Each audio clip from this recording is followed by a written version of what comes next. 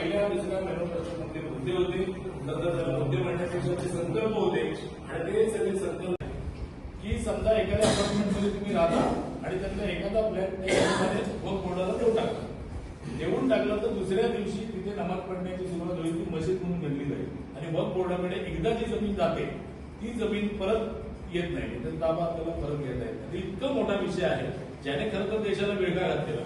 त्या सगळ्याची सोडवणूक करण्याचं पण त्यावेळेचं धोरण होतं. त्यामुळे 370 झालं, 3 तलाक झालं, बाकी संपूर्ण देशभरात साजरा केला होता. उत्साहात साजरा झाला. मुख्यमंत्री देवेंद्र फडणवीस असतील, चंद्रशेखर बावनकुळे असतील, ज्येष्ठ नेते रवींद्र चव्हाण यांनी मार्गदर्शन केलं. कशा प्रकारे पाहतात? कालच मी पत्रकार परिषदेमध्ये या सगळ्या स्थापना दिवसाचं 45वा स्थापना दिवस आहे आणि त्याचं साजरीकरण होईल ते थोडं माहिती दिलेली होती. पण आज असं लक्षात आलं की महाराष्ट्रामध्ये मंडलची संख्या आहे ती साधारणतः 1150 आहे आणि आज 1150 मंडलवर 1150 ठिकाणी हा कार्यक्रम संपन्न झाला आणि माझा अंदाज आहे की 10 लाखापेक्षा जास्त कार्यकर्त्यांनी देवेंद्रजींचं संबोधन ऐकलं. आजचं देवेंद्रजींनी संबोधन करताना किंवा आमचे कार्यकारी अध्यक्ष रवींद्र चव्हाण आहेत, आमचे प्रदेशाध्यक्ष बावनकुळे साहेब आहेत, या सगळ्यांनी मार्गदर्शन, आशिष शेलार आहेत, या सगळ्यांनी मार्गदर्शन करताना सगळ्या कार्यकर्त्यांचं अभिनंदन केलं.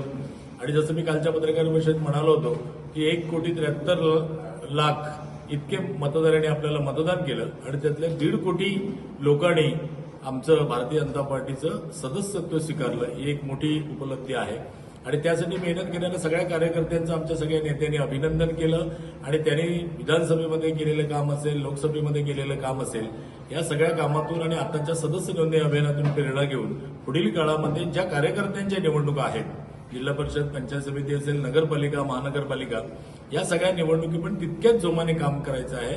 त्यानंतरच्या ग्रामपंचायतच्या निवडणुकी पण तितक्याच जोरामध्ये काम करायचं. याचं कारण असं आहे की आता नेत्यांच्या निवडणुका संपल्या, उरलेल्या निवडणुका पुढील काळामध्ये कार्यकर्त्यांच्या आहेत आणि या सगळ्या निवडणुकांना पक्षश्रेष्ठींचा असा आग्रह आहे की कार्यकर्त्यांना जिंकून द्यायचं आहे.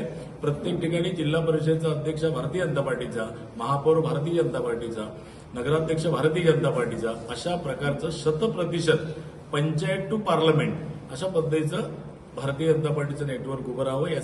यासाठी कार्यकर्त्यांनी कामाला लागावं. कार्यकर्त्यांच्या ज्या काय अपेक्षा आहेत ते पक्ष म्हणून पूर्ण करण्यासाठी वरची आपली वरिष्ठ मंडळी तयार आहेत. अशा पद्धतीचं त्यांनी मार्गदर्शन केलं.